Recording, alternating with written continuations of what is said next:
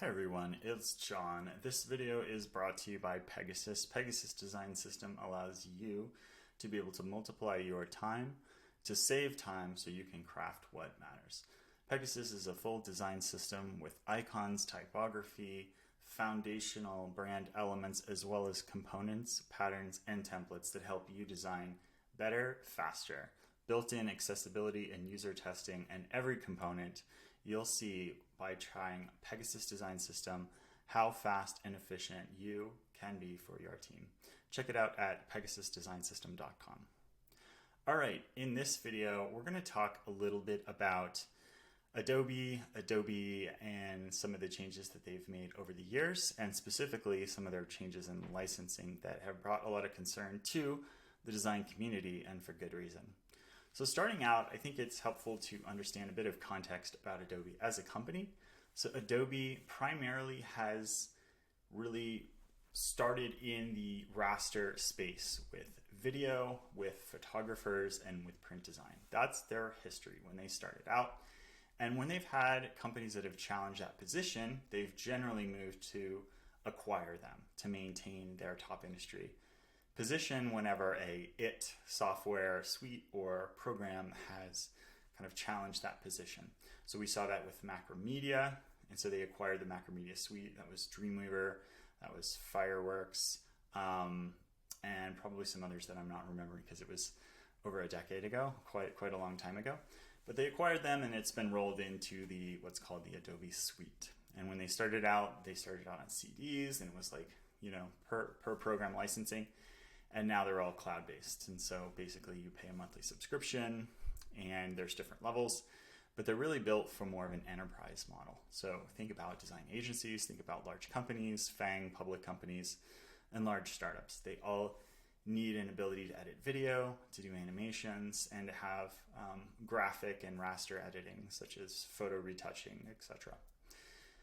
I think the position that we find ourselves in today, Adobe has lost some of their core position. Back in the day, I remember using Photoshop 1.0 and kind of going through all the different versions all the way up to Creative Suite. And then at a certain point, I switched from using a raster first program like Photoshop, which you had to go through a lot of drop downs. It was very complicated. It would crash quite often. You could lose data. To obviously it's in the cloud now, so that's less of an issue, but it still has its own stability issues. It's very difficult to set up, it's very resource intensive, and it's complex as far as its billing configuration. Now the world has changed. So I remember switching from Photoshop, going into Fireworks, then of course that got acquired from Macromedia back into Adobe. So again, I was back to using an Adobe tool. And then switching over to Sketch, where we started to say, hey, there's this trade-off where everything that you're producing in the web is going to be somehow around HTML, CSS, and graphic assets like SVGs. So we're going to embrace vectors. And so Fireworks, Sketch, Figma, pretty much all of those new generation of web UI tools have focused on vector first. And so Sketch did that. They really stole the market. The issue with Sketch was there were still issues with larger teams being able to version, which was a problem with Photoshop as well. Semi-solved by the cloud solution, but they needed some sort of versioning, subversion, some sort of like Git style access to be able to maintain not only backups, to be able to roll back changes, but also to be able to merge in the work of multiple team members. And so that's where a program called Abstract came along, and Abstract basically was Git for designers. So you could merge in changes, you could create branches, and then you could submit those into the main tree repository. So it kind of taught designers Git check-in basically. And it was visual, so you could see the design changes in a visual format versus just like lines of code, of course. And that had some issues too. So you typically lose data.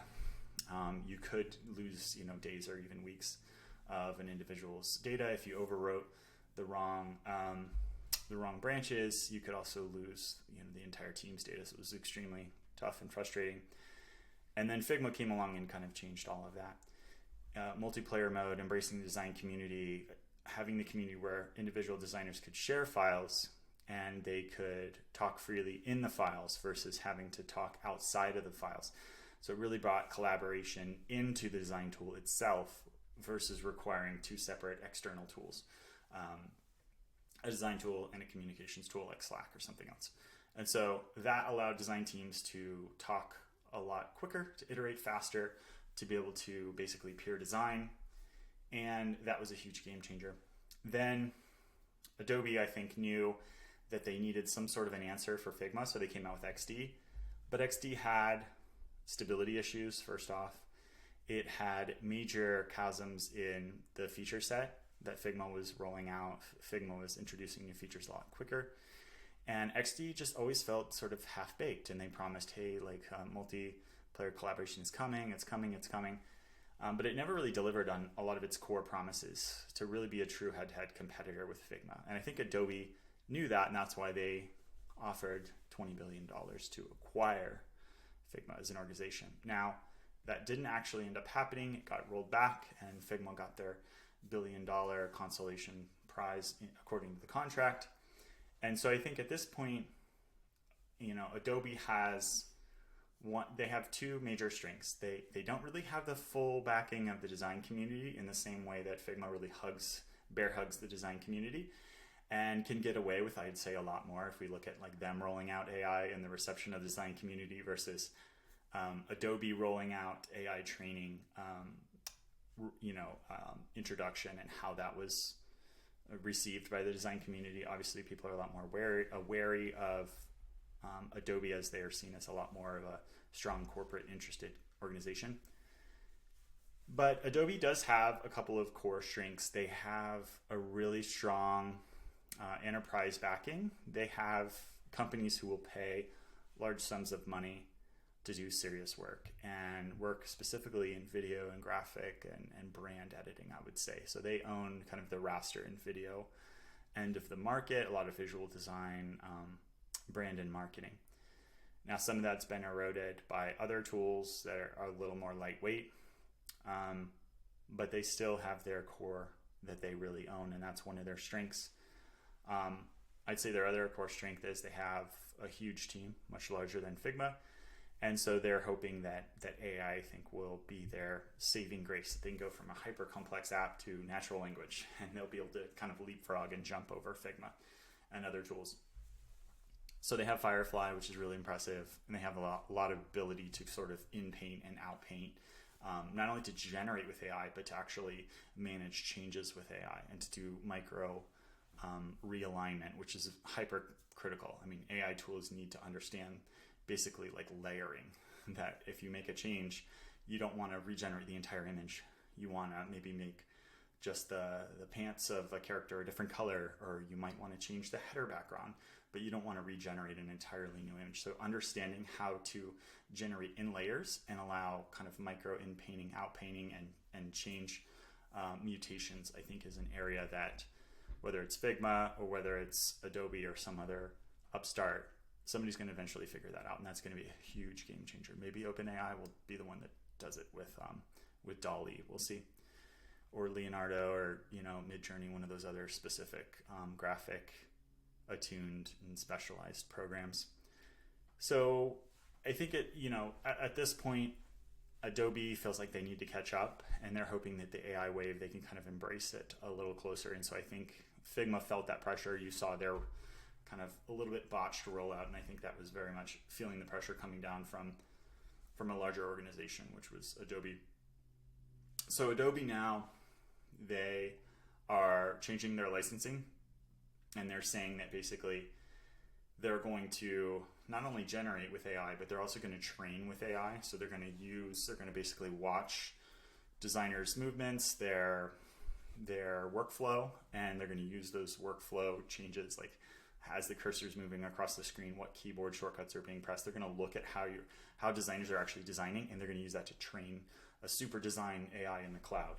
And obviously the design community reacted very harshly to that, so they came out with a tweet that actually made it worse and clarified that they're doing that, and they're also looking at all of your designs for things that they may deem as less than beneficial, which freaks people out even further, because then there's deep privacy concerns of like, okay, if you're in this country and there's a war, and so you're doing graphical, prototyping to further a war effort that one country doesn't like, but the other one does, like who gets to really make that call?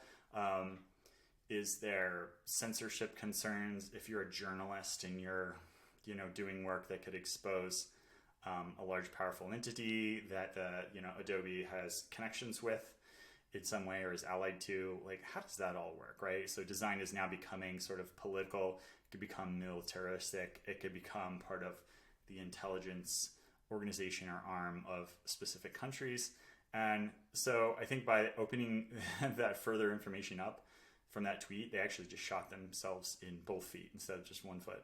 And so I think people are really concerned. A lot of people are thinking about canceling licenses. I think you already have really great design, video design tools like DaVinci, which is like basically free until you get to a AI powered version that people could roll off into. And then you have, Figma and other tools. You have some decent photo editing tools that are out there that are not Adobe related, not super strong. And then, if somebody was to come out with, say, a After Effects clone that was, say, multiplayer or AI enabled, a little simpler to utilize and more streamlined, I think Adobe could be in a really difficult position. They could sort of have some of their market eroded over time if other companies and startups take the right kind of bites out of their use case and their persona and their markets.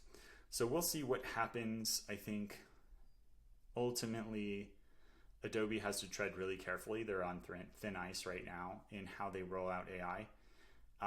An incremental approach is probably the best approach, and thinking about how to line up their specific feature sets with the interests of their design community.